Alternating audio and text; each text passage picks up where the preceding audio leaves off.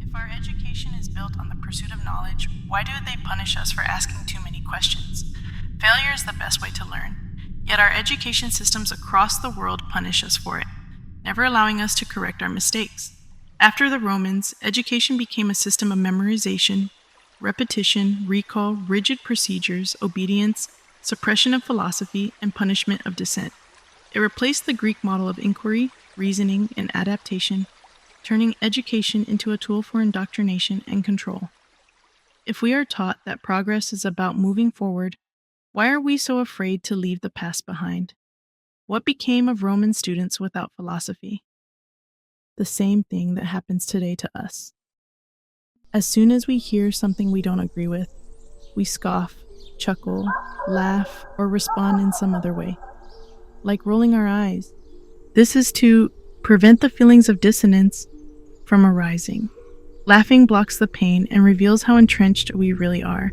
The more entrenched we are in anything we believe to be true, the greater the feelings of guilt, shame, and impending doom, and so the greater the reaction. This is the feeling of cognitive dissonance. To overcome it, we must be aware of it and avoid escaping or dismissing anything without giving it a genuine chance. The stronger the dissonance, the stronger the urge to mock, laugh, harass, or become angry. This is where conflicts are born, and harassment, ostracizing, and laughing begin.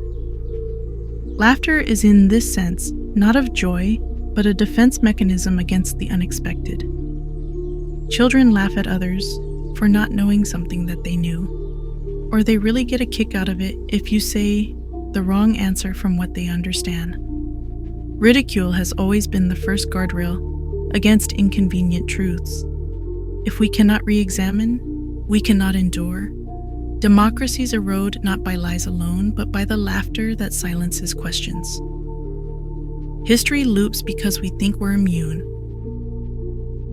If a fact can be changed by a group of people, was it ever a fact at all? Anyone can be highly intelligent, but to become a genius, you must first become a fool.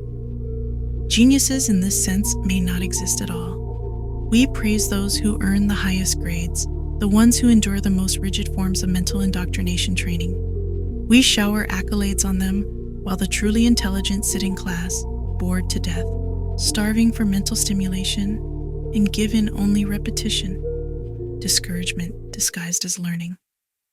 It gets old and we all grow tired and seek comfort. But is the pursuit of comfort an enemy of personal growth? Do we have our own thoughts, or are we just echoing the thoughts of others? We don't just see the world, we're shown it by feeds that learn our reflexes. If the victors write history, how much history has been permanently lost? Who were they? And what didn't they want us to know? Is there a difference between truth and consensus? Do we know the truth? Or have we been passing on the falsehoods of those who have been dead for centuries? Is our idea of intelligence false and just a measure of how well we follow rules? Memory recall is important, but a computer with all the memory in the world can do nothing without a good processor driving it. Is our society designed and structured to reward mediocrity, where we ourselves always feel as if we're the mediocre ones? And that is exactly how society was designed. By the time we graduate high school, most of us have already lost much of our curiosity, which fuels inquiry. And soon after, ambition and desire fade as well. Life and work beat us down within this system until we gladly accept being just another brick in the wall. Whenever you put care and pride into your job, you get put down by your superiors, and so you no longer take the initiative. Everything you do is a transaction, and your exhaustion is to be worn like a badge of honor. Those without family that hit a rough patch are thrown to the streets, with ever-increasing odds that they will ever get out. 10,000 children starve to death each day, despite having more than enough to feed everyone a few times over. And when we say, we're unhappy with this system, they'll respond with, the system isn't the reason you're unhappy. It isn't society's fault. You're unhappy because you're unhappy with yourself. We've become desensitized and crushed by our own inability to demand accountability. Is the need to feel superior to others when hurt a symptom of our own inferiority?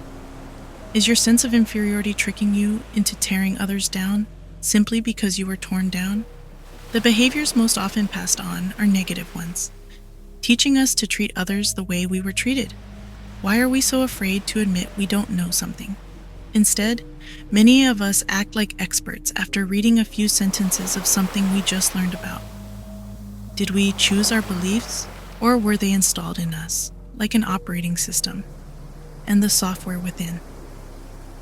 Is the pursuit of social harmony just a polite name for mass conformity, where individualism is destroyed in the name of tolerance?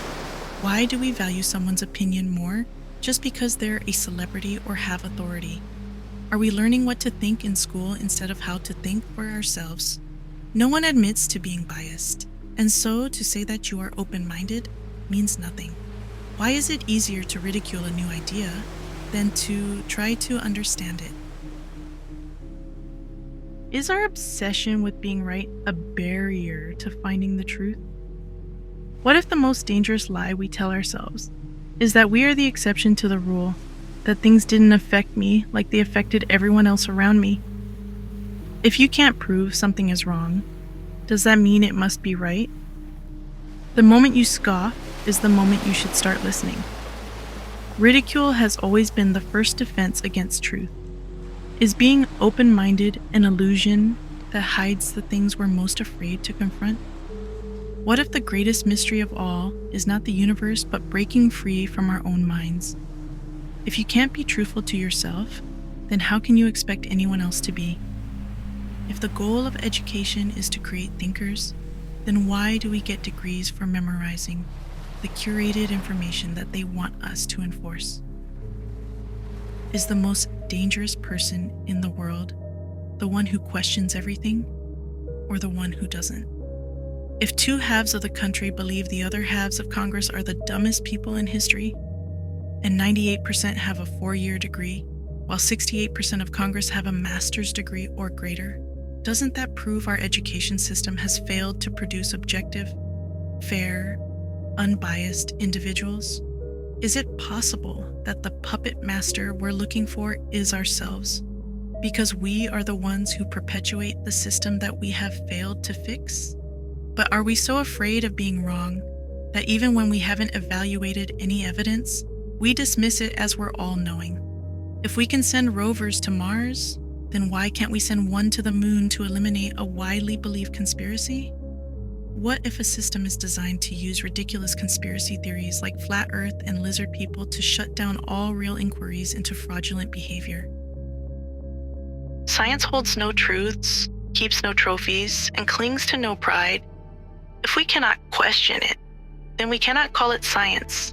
Entrenched beliefs passed down as untouchable dogma are not knowledge, but indoctrination. Cognitive biases run so deep they can cripple understanding itself. They can shut down our very ability to read, to listen, to comprehend. Whenever the new information collides deep enough with what we already know. Sometimes it shows in strange ways. A sudden wave of drowsiness, becoming suddenly asleep, or have a haze or headache that fogs the mind. All of these are connected through this one mechanism that controls all of our entire lives. It isn't just some underlying quirk, it controls us deeper than we understand. Most can't even recognize it, yet it is the driver of most biases. Those caught in bias almost never know when they are in its grip. Denial is quick to action. To protect our deepest beliefs, we invent excuses, twist logic, cherry-pick evidence, reinterpret, dismiss, deflect. Anything to avoid change. And so, nearly 2,000 years later, rulers have risen and fallen. But the system endures. It persists because we inherit it, carry it, and enforce it.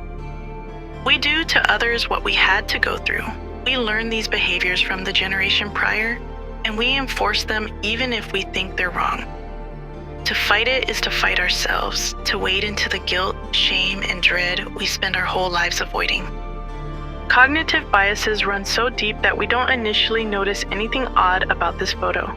But once we do, we might believe that shadows can bend in impossible ways, going upward in the middle, then veering right on the left side of the image, and then somehow running perpendicular going from left to right, as the astronaut's shadow goes from down to up, as if the light source could cast shadows at 90-degree angles to one another, which defies basic geometry and basic physics. And yet, we dismiss it, and keep on dismissing. Russia placed retroreflectors on the moon and returned lunar samples without ever sending a manned mission, proving that such feats do not require human footprints. Forensics of Apollo 11's orbital images before going to the moon, analyzed with methods developed by Andrew Letty in 2021, show something alarming. In Earth orbit, the sun's light under this forensics analysis remains perfectly consistent with what we see today in orbit, or through atmosphere and with analog and digital sensors alike.